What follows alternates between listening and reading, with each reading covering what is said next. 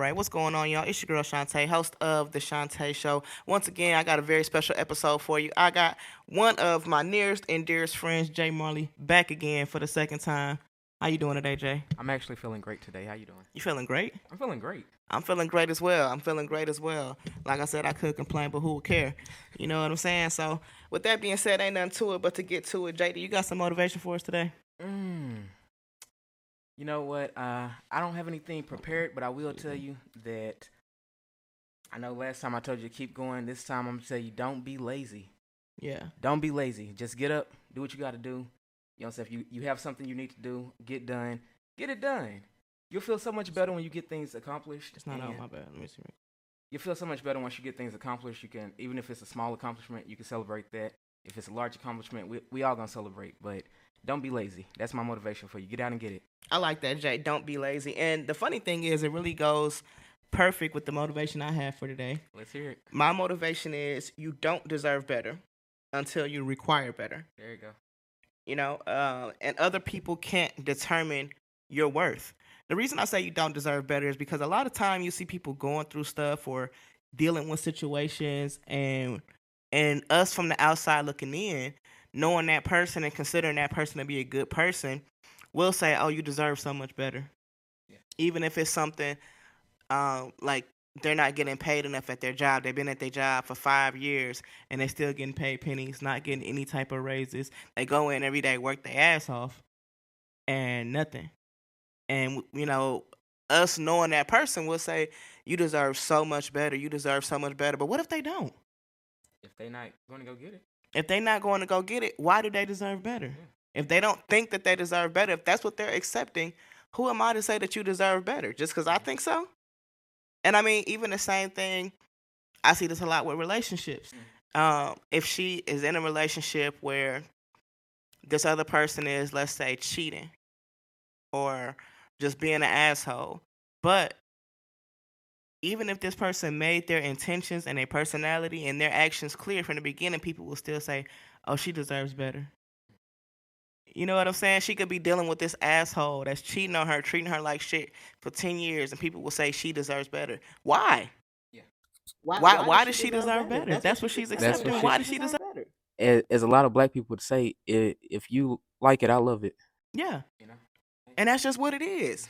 You deserve better the moment you require better for yourself. As long as you accept bullshit, like you said, you like it, I love it. There you go. If you accept it, I accept it for you. I mean, otherwise I have to probably step back if I just feel like you wilding out like that. But at the end of the day, whatever you accept for your life, I have no choice but to accept it as well. Sometimes I tell people, I hope you have the day you deserve. And That's some people take offense to it. And I'm like, well, do you feel like you deserve a bad day? You know? But you know, sometimes people, because somebody said that to me before, and I absolutely think she was saying it with the intention of me having a horrible day. Well, who is she to say what you deserve? Mm. I tell That's a people good all the point. time, Good I hope point. you have the day you deserve. If you want Yeah. a great day, go out and get it, and I hope you get that. You know, if you deserve a bad day, I hope you go out and get it. No, that's facts. I agree with you. Well, with that being said, I hope you guys are able to take that motivation and carry it with you through the rest of your day, week, month. If you're wise enough, you'll take that with you through the rest of your life. You get what I'm saying? Now, Jay, before I get into the fun stuff, I got a true crime that I need to talk to you about. I want to hear this. And I I love a need to true get your crime. opinion on this young man who used the social media site Tagged to find his victims. Are you familiar with Tagged? I've heard of it, not familiar with it. Okay, so Tagged is like a throwback social media site. It's kind of a throwback, and I dare to say a bootleg type of social media service. Okay. Because I had a tag page before, like years ago, and it's just a really weird site. So it's almost like MySpace. The interface, the setup of it at that time at least, it was kind of similar to MySpace, and you could have music playing on your profile. You could, I don't really even know how to describe it, but it was just kind of a weird site, and only I feel weird even having said that I was on there. And I noticed that it was kind of being used more as a dating site versus like a social media such as Facebook or Instagram. So I say that to say that it's some weird motherfuckers on Tag. Gotcha. And if you still on Tag to this day, I'm gonna Definitely weird. assume that you're a serial killer as well. Gotcha. Because this young man Thank you was for the definitely life using tip. tag to find his victims. Now, the gentleman I'm talking about, his name was Khalil Wheeler Weaver. And Khalil, as you can tell probably by his name, is a black man. Mm-hmm. Now, there's not a whole lot of black serial killers, especially young ones, but Khalil, he does have the right to boast that claim at this Okay. point. He is a serial killer. Born on April 20th, 420, 1996 in Orange, New Jersey, Khalil actually worked as a security guard at the time of all these crimes that took place. And I'm going to get into that in just a second. But he actually wanted to become a police officer. Okay. Most serial killers become police officers. Really? Yeah, you can kill with a badge. Yeah. Oh, good point. Wow. Statistically, they're all kind of thrown off a little bit. So you think police officers are serial killers? Yeah. Damn. You find things to like express yourself. So most people who want to be in the police force or the army or something like that, they want to be able to unalive people. You think a lot of police permission. officers were bullied? Absolutely. You think most? I think most. I think majority were bullied and probably had to pick a career or a line of work where they demanded authority and respect. Yeah, I can see that. I could most definitely see that. Hold on real quick. It's not really picking you up. Talk right into the mic. Can you hear me? Yeah, okay. You got to talk right into the mic. Gotcha. I'll be right here. Hold on a second. Can That's you hear perfect. me? Yes, that's perfect. All right. I do agree with you. But Khalil was the type of person who kind of gave off a good guy persona. That was his whole spiel. A lot of his former classmates described Khalil as having a nerdy style. He kept his shirts tucked in. He always wore plain white shoes, and they described him as funny, quiet, and kind of to himself. But his best friend says when he did talk, he was hilarious. He was the most hilarious person you'd ever meet. So he seemed to come from a good home, but I'm sure the family and friends of these women that he committed crimes against would feel completely different. So Khalil actually killed 3 women, 1 girl, and he would have killed a 5th person, but one lady got away. Now, and this lady got away. She went to the police, and had the police believed her, a life could have been saved. But they didn't believe her. Of course. So, it seems like the first person that Khalil assaulted and ultimately unalived was Robin West. Now, Khalil met Robin on August 31st, 2016, around 11 p.m. Now, Robin was described as her family as a troubled youth. She was 19 years old at the time she met Khalil, but before that, she had a lot of issues with her parents. Her father describes her as very strong-willed and determined. And he just said that basically whenever Robin got something in her head, despite the rules, whatever the regulations was, she didn't care. She was going to do what she wanted to do. So, of course, that caused her to have a lot of issues with her parents. And she actually was sent to it was supposed to be a girls' school for, troubled youth. Gotcha. But actually this place kind of turned out to be like a prison for kids. And That's sad. yeah, unfortunately, there's been a lot of reports that have come out since about counselors assaulting the kids, sexually assaulting these teenage girls, and actually getting away with it.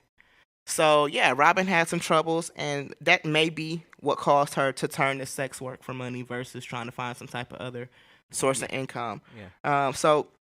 But she did, despite her troubles, despite her lifestyle choices, she did have friends. She did have close friends. So one of her friends actually worked with her. She used social media. She used sites like Tagged or sites like Backpage to find clients. But she also would hit the corner. Okay. So her and her friend were standing on the street when Khalil pulled up. Khalil drove a silver BMW, and he basically pointed at Robin and said he wanted her. So her homegirl, as was typical between them, took down his license plate and saved it in her phone. And she told him, "Make sure you bring her back safe. This is my sister." And unfortunately, she never saw her friend again. Oh man. Yeah. He actually took her to an abandoned house not too far from where he lived, and likely sexually assaulted her before he strangled her, and afterwards set the home on fire. Now, Khalil was so sick that after he set the home on fire, he left, but then he came back so that he could watch the house burn down to the ground. He wasn't caught at that point. Robin's friend did report that to the police. Khalil even spoke with the police and explained his side of things to them, that he took her to a place and that the last time he saw her, she was just fine, and he left and went home. And the police took his story at face value. So the next woman that Khalil ended up assaulting was a woman named Joanne Brown. Now, Joanne was also a sex worker. She had some issues as well. It seemed that Khalil targeted women that he thought nobody would miss. He targeted women that seemed to have problems, whether that was with their family or otherwise. So it's pretty common. Yeah, but for him to be so young, it's crazy that his mind was working like that. It's scary to think. How old is he again? He was 20. 20 years old. Yeah. Oh, yeah. Yeah. It's scary that. But I mean, he had, and it's also interesting that he wanted to be in law enforcement because it wasn't crazy because he had family members that were in law enforcement. Okay. His stepfather was a police officer, and his uncle, I believe, he had an uncle that was in the military or in some form of law enforcement as well. So it seemed that would have been right up his alley, but it's crazy that he became a serial killer. He used the power that he could have had for evil. Yeah. So anyway, Khalil picked up Joanne on October 22nd, 2016, around 1 p.m. So it's interesting to me for somebody to be picking up prostitutes at 1 o'clock in the afternoon. Afternoon delight. Afternoon delight. Afternoon delight. That's fine. Like, damn, 1 o'clock, bro. You have nothing better to do than to go pick up a prostitute. I guess not. That's what he had to do. Like that was his agenda. At 1 o'clock in the afternoon, broad daylight, you're going to pick up prostitutes. Pick up prostitute. 2 p.m. unalive her. They need to have, they need to have undercover prostitutes just waiting at all these stuff. Because anybody going to pick up a prostitute at 1 o'clock in the afternoon, you need your name needs to be written down somewhere. Red flag. Yeah, we need to just have a file on you somewhere just in case, because you're gonna do something. Yeah.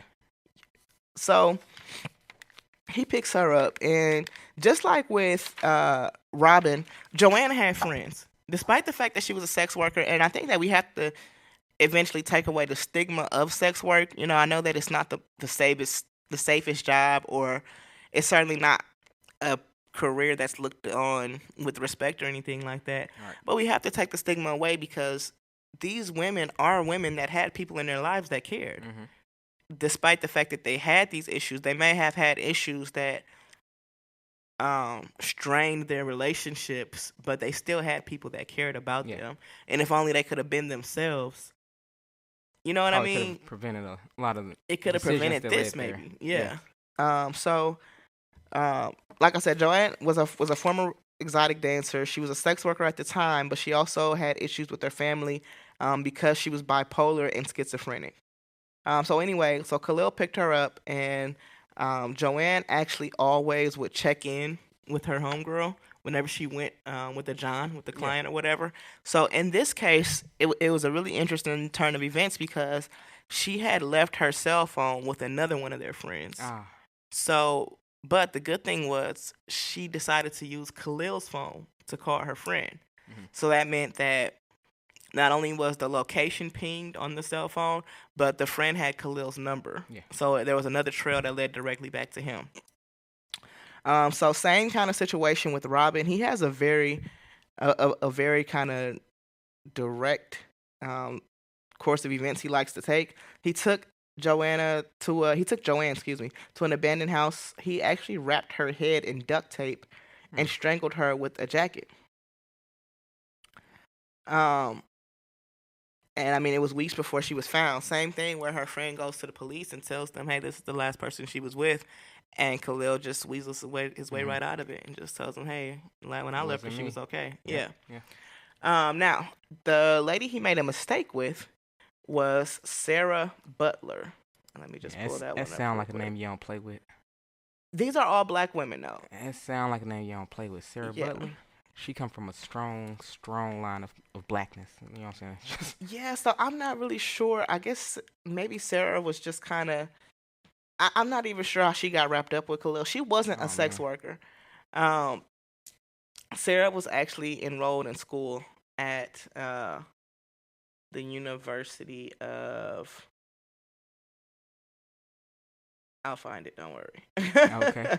But she was enrolled in school. She was a good kid, and she was, I believe, 19 as well when she met Khalil. Sarah was, yeah, no, she was 20. So, she had a close relationship with her parents. She was, in a sense, a little bit different than the other girls. But actually, it does show that Sarah was going to accept money from Khalil for sex. But that wasn't her main thing. Okay, so she went to New Jersey City University, and she was the first member of her family to enroll in college. So with all that being said, I would have to guess that maybe Sarah just doesn't come from a family that has a whole lot of money. Yeah. So maybe maybe in some situations she did do sex work to make some extra cash, or I don't know. Maybe it wasn't common for her, but once he offered, she was just like, well, shit, $500 is $500. Yeah. So anyway, yeah, exactly. So it says she created an account on Tagged, and she saw Khalil's profile, and he called himself Lil Yacht Rock.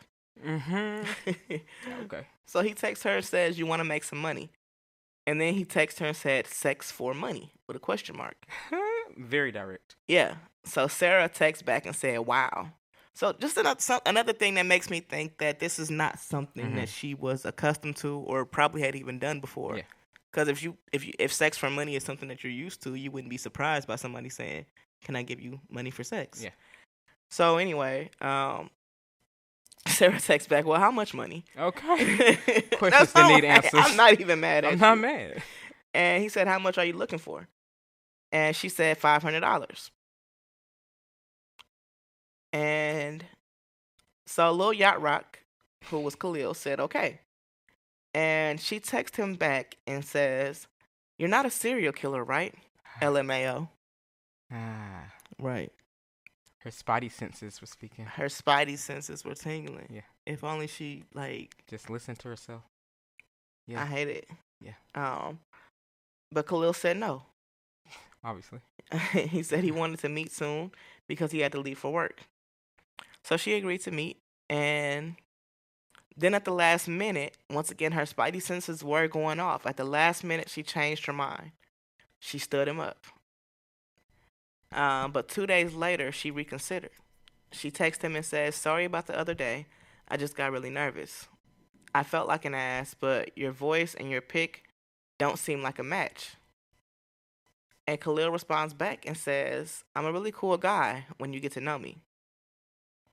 So on the first day of Thanksgiving break, November 22nd, 2016. Oh, okay. It says that her mom had drove their blue Dodge minivan to Jersey City to pick up her daughter from school. And later on that evening, Sarah asked her mom if she could borrow the car. So Sarah drove and picked up Khalil at an address that he had provided. And it was actually an abandoned house. I'm sure she didn't know that.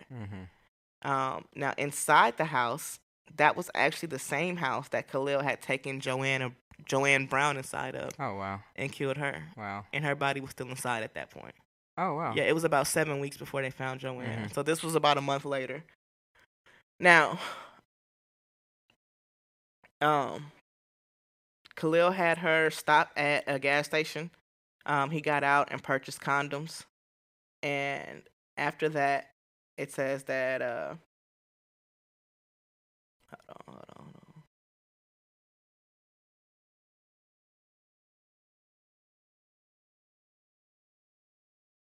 Yeah, it's getting a little eerie. He's taking them back to don't do that. He could have found a new abandoned house. So it looks like he literally took her pretty much behind a building. So they went to the hillside of the Eagle Rock Reservation, which is a park in West Orange in New Jersey. And at the top of the cliff, there's a restaurant, a wedding venue, and it has a view of Manhattan. So it looks like they drove up that hillside. He raped her, and then he murdered her. And he dragged her body behind the trailer. There was a trailer that went with the restaurant that the restaurant had behind their building. But it just says that this time he was sloppy. The heels to her shoes kind of dragged and created trenches in the ground. He left sweatpants tied around her throat, and it just says that he was just much more sloppy this time. He tried to cover her body with leaves and twigs, and her hands and feet were left exposed. So, Sarah unfortunately was supposed to return back home with the van at 8:00, and when she didn't return, her sister started texting people asking if anybody had seen her. And in the morning, that's when her mom starts getting worried. Her mom probably was just kind of like, she's 20. She probably went to a friend's house, had a few drinks, passed Give out. her a little bit of time. Yeah. So her mom starts calling her the next morning. All the calls are going to voicemail. That's when her mom starts panicking. And 3 days later, after Sarah went missing, is when the blue minivan was found. It looks like Khalil had parked it behind some abandoned factory, which was like 6 blocks from his house. Yeah, he's doing everything like right by his own house. Yeah. So they called the police. The police eventually kind of scoured the area, and they did actually find. No, actually, her sister found her body. Oh, that's horrible. Yeah, she saw her red hair sticking out. Hmm. Yeah, so the sister found the body, and basically from there, the police still didn't really know where to go with things. And what ended up happening was the family had to actually kind of go back and retrace Sarah's steps that day. Yeah. They had to get on her phone and get onto her social media and find out she was on tag. And they actually went to the extent of setting up a fake meetup with Khalil. So somebody in her family created a fake tagged page and reached out to Lil Yacht Rock, and he fell for the bait again. He fell for the bait. So that was how he ended up getting caught. But right before that happened, he had another victim. Her name was Tiffany Taylor. Now, Tiffany actually was a little bit unique in this story because she actually knew Khalil. Okay. So Tiffany was older as well. She was 33, just like Joanne. Tiffany was also a sex worker, but she met Khalil, like I said, through a friend. So they hung out a lot, and Khalil actually really liked Tiffany. She didn't reciprocate the feelings because she felt that he was too young for her. So they would have met when Khalil was 19, and she would have been like 32. So in her mind, he was a youngin'. Yeah, still a teenager. Yes, but he was very attracted to her. They would hang out together and play video games. He loved the fact that she knew how to drive a stick shift. It was like he was just very smitten with her. So he begged her to hook up with him, to be his girlfriend. She constantly said no. Then eventually, knowing that she was a sex worker, he basically started just begging her for sex. And at first she kept saying no, and then she decided that she would have sex with him. And not only would she have sex with him, but, actually she told him yes, but she actually wasn't going to have sex with him. She decided that she was going to rob him. Okay. Despite the fact that she was a sex worker, apparently Tiffany had got tired of only being seen as a sex object. So she decided that she was going to rob Khalil. So he gave her an address for her to come to, for them to hook up, and she finessed him, had him give her $200 once she got in there, and then she said she went back out to the car because she said she forgot the condoms, and she pulled off. She never came back. That's all she got him for? She got him for $200. Now this was in April of 2016, so this was actually before he assaulted and killed anybody that we know of. Okay. So in August is when his killing spree started. Now, Khalil spun the block on Tiffany, however, and he ended up reaching out to her several times. He kept texting her. He didn't know that she had gotten out of the escorting, the sex working business. Right. So her new hustle was she had this addict that she was dealing with that had money, and he would basically pay her to go find him crack. Okay. Sounds legit. So months later, he kept texting her, trying to solicit her for sex. So she kept being like, "No, I'm good. I don't do that no more." She actually had got a new number, and somehow Khalil had got the new number. More than likely from the same friend that introduced them. Yeah. If the friend didn't really know what was going on. Yeah. So eventually, she didn't know it was Khalil. So eventually, she decides she's gonna go back to her old ways and rob this person for money. So she takes her friend's car and goes and picks up the person, and they give her like $80 to start off with. But that's not all the money she want to get from them. So she like, okay, we can hang out for a little bit. Yeah. So same type of situation. They're driving down the street, and she actually didn't see this person's face because it's this was October, so I guess it was cold wherever they were at, and he had on a ski mask. Oh. Yeah, he had on a ski mask and he had his hood up. Okay. But that wasn't strange to her, so that's why I say it must have been cold in New Jersey by October. So she didn't realize it was Khalil. So he jumps in the car, they driving, and he's like, "Oh, pull over, let me pee right quick." So she pulls over on the side of the road. He gets out to pee, and she doesn't really know what happened from there. If he slipped her a date rape drug into her iced tea right before that, or if he came and knocked her over the head and knocked her out. Whatever the case was, when she came to, he was actually graping her in the back seat. So she kind of comes to, and she kind of like realizing what's going on. By this time, he's taking the mask off, so she realizes who it is. And she's like, immediately, she thinks fast, and she's like, "Listen, you can't do this because all of our text messages are still in my phone. If you do this, they're going to find you. My phone is back at the room. I don't got my phone on me." So immediately he's like, "Oh shit, we got to go get that phone." So she's like, "Okay." And then I got somebody at the room. They'll give you money. You can get the phone and get the money. Just take me back to the room. So he had her handcuffed. So he's like, "Okay." He got her handcuffed behind her back as he was assaulting her. So he gets back in the front seat, drives back to the hotel, but he doesn't realize she's double jointed. So she's able to pull her arms to the front. So once they get out the car, he's trying to follow behind her and walk her to the room. And she takes off running and gets into the room. And at the moment she got into the room, she shows him that she got free, like that her hands are in front, basically. So he takes off. He just leaves.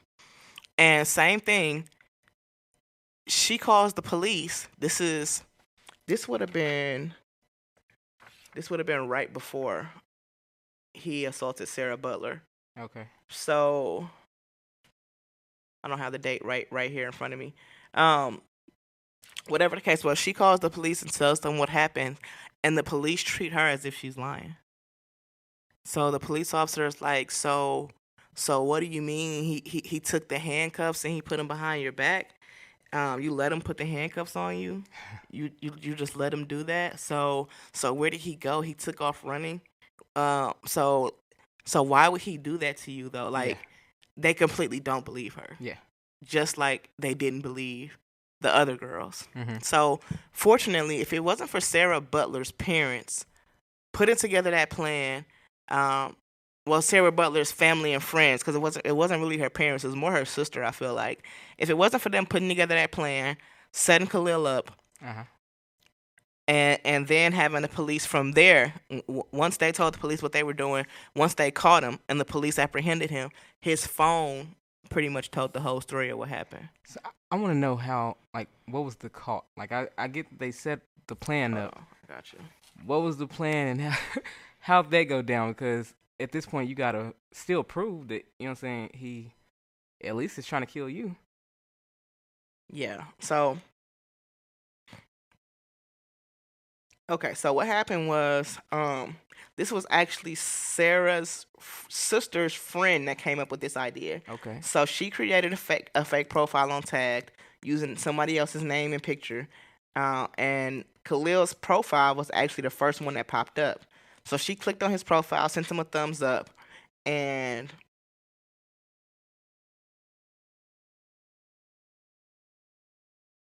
this is the funny part. She was actually at the police station when he first messaged her. Oh, wow. So he texted her and offered her money for sex. Oh, yeah. and he said that he needed to meet soon before he left for work. So same exact thing that he told Sarah. The money, the rush, all of it, says, mirrored his text to Butler before she disappeared. So immediately the sister and the friend, they like, okay, it's him. He did it. Yeah. So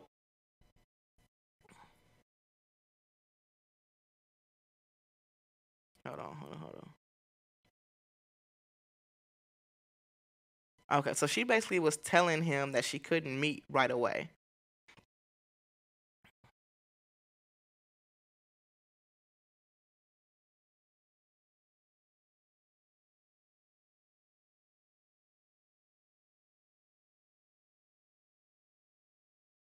This guy, I'm gonna have to use that line.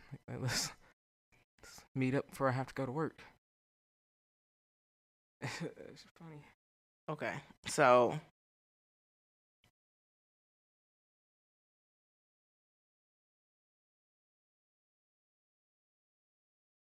so it doesn't actually say exactly what happened, but it says, like I said, they were at the police station when he first texted. Yeah.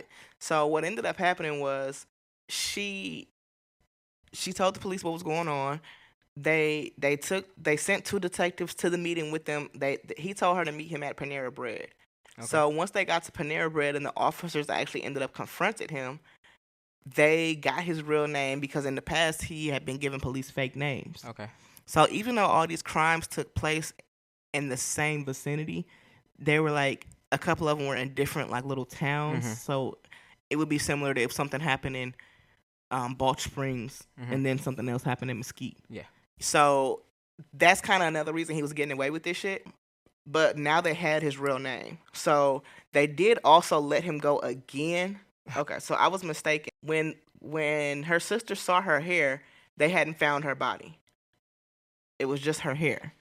So from them finding the hair, they knew that that it had been foul play, but they didn't know what exactly had happened.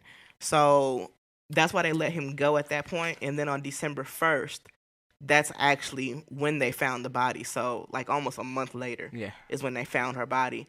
And 5 days later, they had him in custody. Okay. And so from there, they were able to obtain his phone records because it matched up to Sarah's phone records at the Eagle Rock Reservation. And then it matched up to Tiffany Taylor, the one who he had picked up at the hotel. Yeah. And then it matched up to Robin West, the one who he had took to the abandoned home and set it on fire. And then it matched up to Joanne. Yeah. So all his phone records. It was pretty records, easy after he responded back to that tag. It was pretty easy to. Once they were able to actually obtain his phone records and match him up to Sarah's death. But the thing was, all this they could have got him before any of this happened. Yeah. If they had even listened to Robin's friend when she said, "Hey, this is the guy that picked her up," and they're just like, "Ah, well, she a little hoe." I can definitely see a like a official saying like, yeah, okay, yeah, that happened, whatever. But in reality, what do you really expect them to do when they're in a line of work where they're running into numerous people per day? Nobody knows their name. They're trying to stay undercover. You don't know if he really left her alive or not. Like, it's kind of hard to prove that. But then after the second case and the third case and the fourth case, it's kind of... Then you're sentenced in different cities, different towns, so it's not like, yeah, you told us about him before. I'm going to say what I would have expected them to do was this with Robin. If she's a sex worker, to me, that puts her at risk for harm. Yeah. So y'all should be looking for this person. Yeah. Because it is a situation where this person thinks that, oh, nobody cares about her. Yeah. So when I pick up, when I go question somebody, she got his license plate, got his car. She was never seen again after she got into this man's car. Okay, I got your license plate. Now I need to know your name. Now I need to see your ID. Yeah. Now, I mean, it's hard to say what could have been done differently, but I do feel like something could have been done differently. I feel like the police departments should take every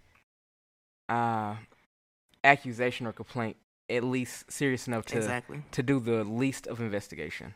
And I think that because these women were sex workers, they kind of blew it off because where do we? It's a needle in a haystack. Where do we start? Yep. she may or may not be missing. She may just be with someone else. You just don't know it. They run away a lot. They disappear a lot. So you can't have better expectations for the police department. But her friend did an amazing job taking license plates and yes, I text agree. messaging. I love when I see like the best friends and they say, "Oh, my bestie, I share my location with them all the time." And I'm like, that's awesome. Yes. Just in case something happened, you know that your homie is just like, wait, now hold on a second. What was she doing over here? Yes. So, yeah, her friend played a great job as a friend. All of these women honestly had friends that played pivotal roles. Mm-hmm. Yeah. And, I mean, from Robin to Joanne to even Tiffany. Yeah. And there ended up being, I couldn't find a lot of information on this one. So, ultimately, like I said, they did pick up Khalil. They did ended up charging him and convicting him of these 3 women's murder and the attempted murder of Tiffany. However, he did get 160 years in prison. So he's not getting out anytime soon. Nah. However, they did find out that there was a 15-year-old girl that he had solicited online for sex as well that he strangled. Yeah. And that was in October. So once again, that would have been after the situation with Tiffany. So 2 murders that could have potentially been prevented if only this woman had been listened to. Yeah. If only she wouldn't have been a black woman, honestly. Yeah.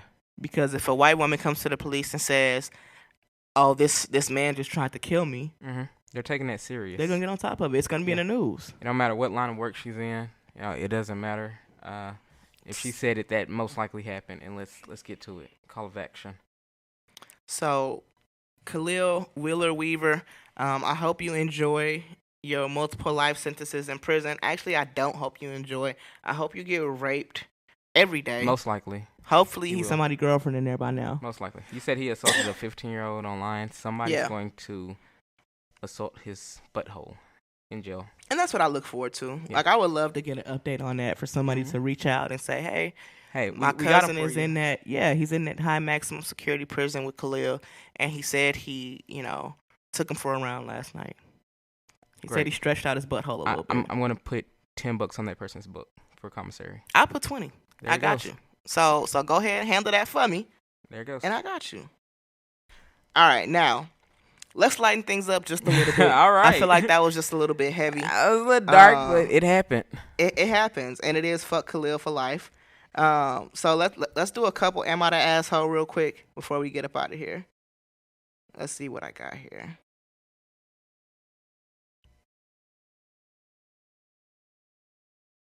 All right. Am I the asshole for refusing to help my sister financially with her kids when I can? Damn. Straight out the gate. Nope, you're not wrong. You're right. Continue. Right. We already got your answer, but okay. All right. My husband, 40-year-old male, and I, 38-year-old female, both have good jobs. We have tried to have children for years, but in the end, we have decided to accept that it's not happening. We are now a 2-income, no-kids family. On the other hand, my sister was a single mom of 2 by the age of 26. Never married, kids have 2 different dads, and both left.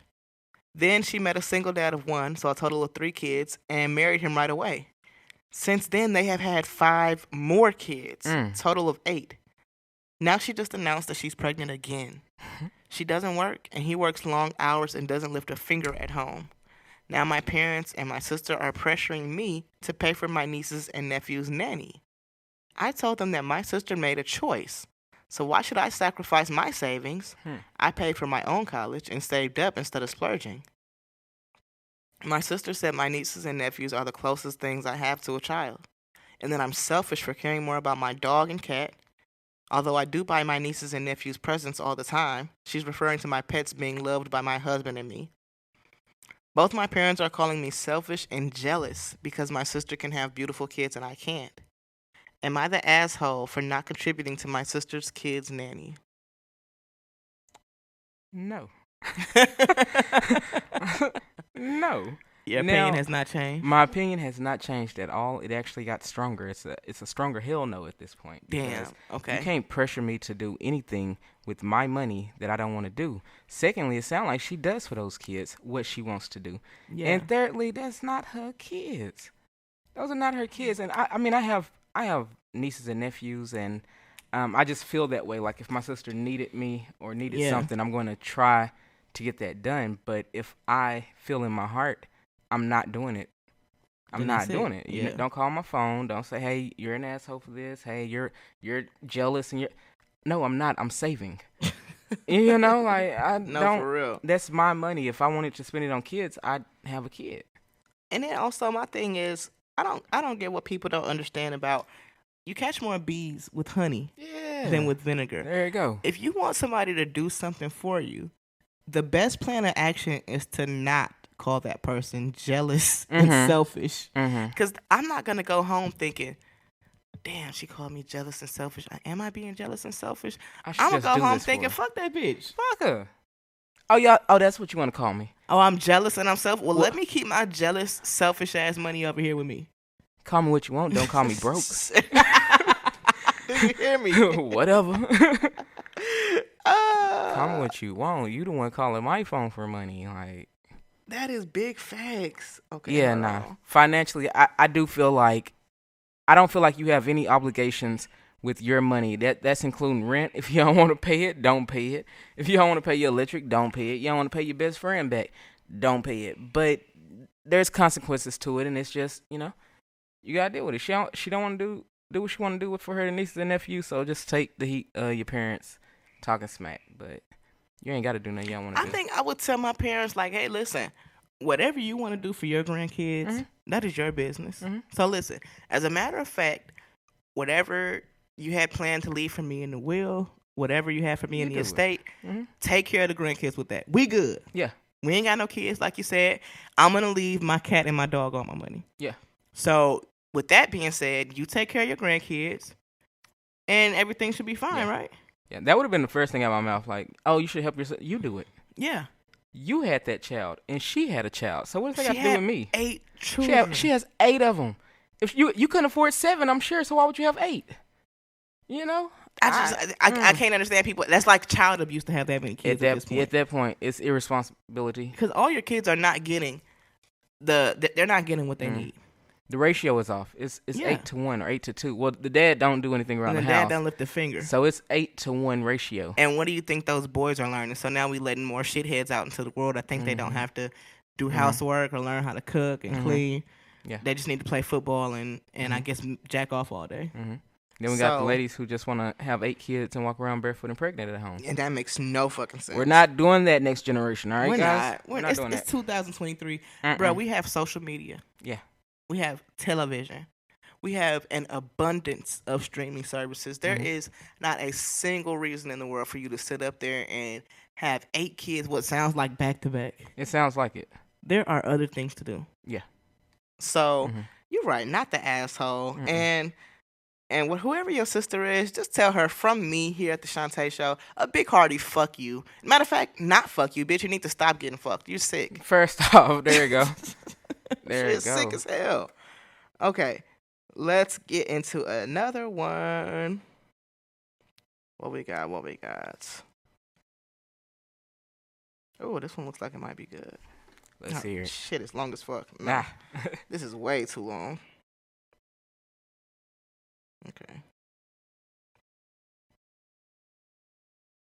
Okay. This one looks kind of interesting. Okay. All right. It says, am I the asshole for ending things with my boyfriend after he refused to buy me tampons? Gotta hear this. I'm a 27-year-old female, and I had Friday night date plans with my 28-year-old male boyfriend. There were a few things I needed to do before driving the 35 minutes to his place so that we could have our dinner and movie. I had just got off work and needed to shower, take care of my pet, and pack for the night and clean a bit before heading out. Right before my shift ended, I got my period. And with that came super bad cramps, back pain, headache, and all the fun period feelings that I did not expect. And so I planned to head to a nearby store, but the closer I got, I'm sorry, I'm tripping. It says, I planned to head to a nearby store when I got closer to his place to grab tampons and some pads. Right before I showered, I get an ETA call from him. I tell him the time he should expect me and gave him a heads up that I'm not feeling too well. He offers sympathy and asks if there anything he can do to help. I hesitate before I answer because in the past he's asked and I've said and nothing came of it. I decided to just give it a shot and asked if he could run to the store since it's about a 2-minute drive from his place and grab the items for me. I said I can send you the exact products which I need and also Venmo him. He chuckles and said, yeah, no, we can just go together and grab those things. I was shocked and said that would just be a waste. I can just run there myself. Sometime later, I finish my task, run to the store, grab my period products, and head to his place. It's once we're sitting down later that I asked him, why didn't he want to grab the items for me after he asked if he could help? He answered, I'm not going to embarrass myself. We could have grabbed it together. Besides, I didn't want to get up in the middle of a game. After hearing this, I ended things and left. Am I the asshole? Yes. She's an asshole. I don't believe in people putting their own personal wants and beliefs and morals behind someone else's. And if he feels that he's going to be embarrassed by going to the store to get products for her, he shouldn't have to. He shouldn't have to. Especially when he offered, we can go together. I'm not saying I don't want to. Can you do anything to help? Is there anything else I can do to help? Because I'm not doing. If I don't want to do it, I don't want to do it. I don't think he's an asshole for not doing it. I'm gonna say not the asshole, and I think you made the right decision breaking up with him. Because, come on, dude. Nobody thinks the tampons are for you. Go buy the tampons. It's not about what other people think. But why would that make you? Why? What's embarrassing about buying anything? If I told you I was embarrassed about something, I wouldn't want somebody saying, "Why are you embarrassed?" I feel I'm already embarrassed. Yeah, I feel like I'm gonna say for them to be 27 and 28, that's too old to be. And I feel like she made the right decision because it just seems like this guy is very immature to feel embarrassed by buying tampons. I can't say that because I'm 33 and sometimes I'm still just they think I'm a grown ass man over here buying tampons. I'm not embarrassed because that means they're for somebody else. I get that, but I get his mental, I guess. Because I'm not embarrassed. Nobody's looking at him anything because what is this that's guy what about I to do need. with those tampons? It's personal. It seems like to him, and that's what I'm saying. You can't wage what something's personal to you over what somebody else's wants. That's like he said, oh, it was the middle of the night and you want me to go to the store. If I do not want to get up in the middle of the night to go to the store, am I really being an asshole? That's something that I don't want to do. It's dark. It's scary. I'm in a bad neighborhood. No, I'm telling you no. It's boundaries is what I'm saying. But that's her boundary. She didn't try to change him. She broke up with him. I think she's an asshole for breaking up with him. So she should have stayed with him and tried to change him? I think that he probably would have got comfortable after a while enough to go and get it. I'm going to say she's not an asshole. I totally disagree with that. This guy seems I don't think either one of them was an asshole. They just didn't match. Their wants and needs is not going to link up, I don't think. But I don't think either one of them was an asshole. That's just unfortunate. I think he was an asshole. He's not for her, and she's not for him. I think if he was 17 or 18, I could understand a little bit better. But for somebody that's almost 30 to be like, oh, gross, tampons. Come on, dude, maybe that wasn't his thought, though. Maybe he's just I'm not buying tampons.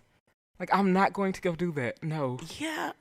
For me, I think I could see why a woman would feel like a guy like that is just too immature. Yeah. Yeah. I could see that. That's why I don't think she's an asshole, but I don't think he was an asshole. Because she even said, I'll Venmo you the money. I'll send you the exact pictures. He said what he said. Bruh, grab the shit, go to the self-checkout. He said, I don't go to the store buying tampons. But then he also said, I didn't want to get up in the middle of a game. But he also said your video he didn't game? want to do that. I wouldn't want to get up in the middle of the night either. No, not in the middle of the night. He said he was playing a video game. It wasn't the middle of the night. We can go together. That's not helpful for me. I was going to go anyway. I don't need you to join me. He has boundaries. And I feel like she was not respecting his boundaries by breaking up with him for something he didn't want to do. Nah. I didn't want to get up in the middle. So my thing was this. Why did you ask if you could do anything to help if you're not willing to actually do anything? He thought maybe he could Venmo her. No, it sounds like he thought that she was going to be like, no, I just need you when I get there. I hate when he was going to be able to just rub her back. Don't ask if you don't want to know, because people ask all the time, is there anything I can do to help? And then, I guess that was an asshole move. He wasn't really willing to do anything when he asked. That's how I feel. He wasn't actually willing to do anything. If you need something, call me. And then I call you. I'm like, oh man, Because I feel like my thing is, when I don't want to do shit, I try not to ask, is there anything that I can do to help? Yeah, I would have said something like, I can't wait for you to get here so we can cuddle. Mm-hmm. And that'll make you feel better. Mm-hmm. I wouldn't have Hopefully said... when you get here, that makes you feel better. I would not have said, is there anything I can do to help, if I knew I didn't want to do shit to help. Yeah. That's where he was an asshole at. That's what makes you an asshole, when you try to be nice. Yeah. If you're an asshole, just be an asshole. Don't be nice. Thank you. Yes. Just be an asshole. Absolutely. Just be an asshole. He tried to be nice. So now he's not an asshole. He's just a bad, nice person. He's just bad at being nice. Oh, fuck. This guy's a piece of shit. I'm going to call you Ashley. Ashley, not the asshole. According to Jay, you are the asshole. Not the asshole. I'm glad you broke up. I'm going to call this guy Brett, because he's giving me Brett vibes. Ashley's now a single asshole, so that works. Well, Ashley, hopefully you will find a guy not like Brett who will go to the store, grab you tampons or pads, which I find it interesting that you got tampons and pads. You must have a heavy flow. See, she already doing too much. He already don't want to get one. Then you asking for two? Like, right. Yeah, she's an asshole. Damn. Screw you, Ashley, for being over demanding. Wait, and hold not respecting on, real boundaries. Quick. There's an update. So let me see. Okay, let's go. Oh no. So basically, a lot of people just said that he was the asshole. She was thanking everybody. Yeah, they're selfish. They're selfish. Yeah, that's how I see it. This guy said, I bought them for my girlfriend, my wife, and now my daughter. If anybody is uncomfortable buying them, they need to grow up. That's not fair. Somebody commented on that and said, at first I read this as if your girlfriend went from your wife to your daughter. Okay. Y'all are stupid. Yeah, people are kind of... Okay. Well, yeah, that's all we got for y'all today. Hey, make sure that you are liking, subscribing, following the Chante Show anywhere you find me. I'm on all social media platforms. I'm on Facebook, TikTok, Instagram. I think I'm on Twitter. Check out for me on Twitter, and I'll check too. Make sure you following Jay. This is Jay. Is it Jay Marley or Jay Hendrix? It's either one. It's Jay Marley today. Okay. Jay Marley on all social media platforms. Bud and Cole Cereal on all social media platforms. And we got some more episodes coming for you guys. Stay locked in. It's the Chante Show.